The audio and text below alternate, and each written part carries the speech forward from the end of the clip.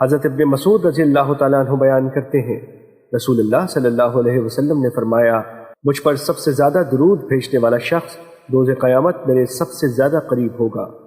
مشکات المصابیح حدیث نمبر 923۔ حضرت عبداللہ بن مسعود رضی اللہ تعالیٰ عنہ بیان کرتے ہیں، رسول اللہ صلی اللہ علیہ وسلم نے فرمایا، بے شک اللہ کے کچھ فرشتے زمین پر چلتے رہتے ہیں، وہ میری امت کی طرف سے مجھ پر سلام پہنچاتے ہیں۔ مشکات المصابیح حدیث نمبر 924۔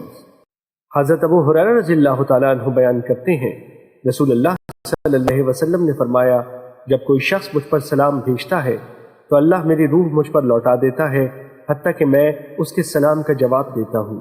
مشکات المصابیح حدیث نمبر 925۔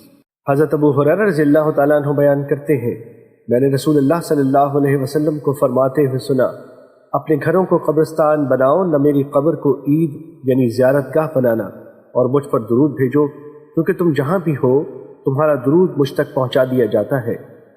مشکات المصابیح حدیث نمبر 926۔